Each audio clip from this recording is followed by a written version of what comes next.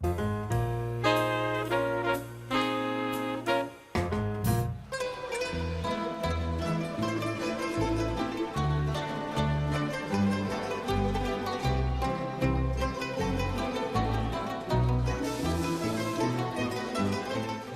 years ago, I moved down from Mexico, and I started doing dishes. And I didn't want to be doing dishes for all my life, so I started doing the salads, prep, and little by little, I started learning new things. My cooking is mostly in basic Italians, but always a little twist. I do a lot of jalapenos and chipotle and different herbs, just to give them a little different taste to it.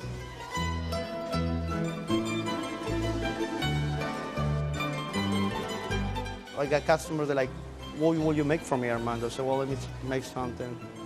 Let me surprise you. So I will just surprise them, and I always try to put something different there. And they can never tell what it is, but they like it. If you go to a place where the owner is not there, you'll be treated more like a number than anything else. I always try to make sure the customer knows that I'm trying to say thank you for giving me the business.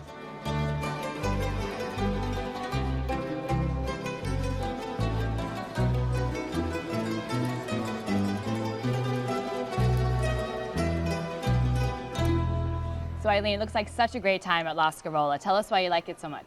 That's one of the great things about it. There are so many people there all the time. There's always people hanging out, and the tables, it's a very quaint place, so there's a lot of people. You can kind of get to know the people at the table next to you, whether you want to or not, but there's a lot going on at one time. Now, Larry, you were a little close to your neighbor, I think, when you were at La Scarola.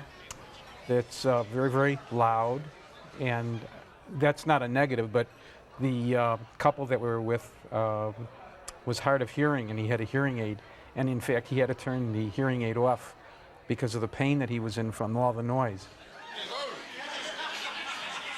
It's kind of loud and noisy, but it's loud and noisy like a bunch of people having a good time. It's not like you're at the front row at a Def Leppard concert or anything like that. And what I like about it is that if you go with 2 people, it can be romantic. If you go with 10 people, you can have a party, and it can be all in the same room at the same time. It's very flexible like that, I think. Right. I would only disagree on one point, the romantic part. It's hard being romantic when you're yelling. Oh, but that means you can get close and cuddle up with your date. And that's why it's fun. And you walk in there, and you don't feel like, oh, I can't say a word. And like, oh, don't clink your stuff too much. And it just makes it comfortable, just, well, for me anyways. It gives you a good opportunity to just kind of sit there and go, all right, I'm going to let my hair down, I'm going to have a little glass of wine, and we're going to see where this evening goes. Right. And maybe have an extra glass. And another glass. And that's when the fun really starts there, because then Armando, who's the chef and owner, comes out, and he just really likes talking to the guests, and you can see what a great interest he takes in the restaurant as an owner-operator. A lot of restaurants are not necessarily managed by the people who own it or are the chefs, and I think that the careful eye of someone who cares in that way, where you're not treated like a number, you're treated like, right. a customer. And he's a guy who's got like a good bedside or tableside manner. He comes out and he's talking. Some chefs, I'm sure, are a little snooty and they don't want to leave the kitchen. They're afraid to talk to people and get out in the public. But he's out there and he's running around, and just like he's throwing a party at his house. That's why people come back, is because then he'll recognize and remember you. Well, let me interject the reason I'm keeping quiet, because these people obviously have been here more than once. Because, and I'm sure if I go second, third, fourth, and I probably will, I would feel the same way. But I don't doubt anything you're saying, but that wasn't my experience there. And it's funny, too, in the restaurant business, because there is a certain period of time where during the night, especially between, I don't know, maybe 7 and 9 o'clock, where the chefs are really busy behind the line, they can't really come out. But I think what's really interesting is now that a lot of chefs are taking more initiative to kind of be part of the restaurant. Well, it lends to the personality of the restaurant, that the staff has a personality too, and when you can be involved with them, it really does make you want to come back, because then you feel like we're back to being at somebody's house. You kind of feel like, oh, I've been here before. And there are so many restaurants in Chicago that you have a choice to go to any given night, no matter what flavor you're looking for that night. How do you differentiate? So it's up to the personnel there to really make you feel special. And whether that's the valet guy or the busboy or the actual chef comes out and the owner-operator comes out, that's the real difference between Italian places or Mexican or whatever it is. So I think they do a great job of that, and that's what hooks you back in. It is the kind of place that kind of changes its colors after a certain time, because once there's the dinner crowd that's there to eat, and then there's a later crowd that comes to kind of hang out and probably drink more than eat. Is that fair to say? Or at least everybody's drinking. Right. Yeah. There you go. As opposed to having a salad and a glass of water, you're having some pasta and a glass of wine. And a glass of wine. Right. The food was spectacular. I consider myself an aficionado on food.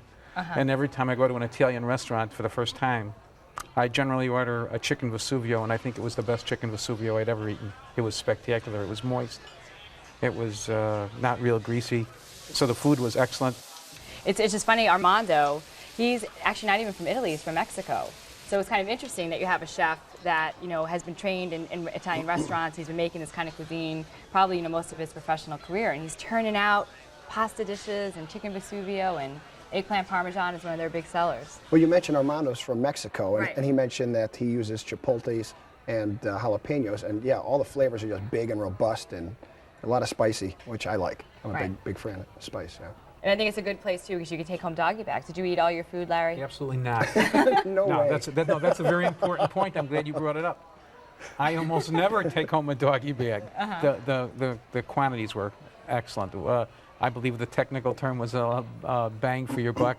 The portions were really large. Eileen, this is your favorite restaurant, so why don't you give us a little summary of it? It's loud, it's crowded, and it's lots of fun. And Larry, for you? Food was excellent. The service was excellent. It was just a little too noisy. And Glenn, for you? I think it's a great time, but you've got to go in there knowing what you're getting into. You know, you don't want to go in there if you just want to get a bite to eat and get out. You go in there and when you're going to have some fun and you're ready. Great. Well, you can find Chef Armando at La Scarola at 721 West Grand Avenue in Chicago. The phone number over there is 312-243-1740. They're open Monday through Friday for lunch and dinner, Saturday and Sunday for dinners only, and reservations are recommended here, and the average tab without the drinks is about $17 a person.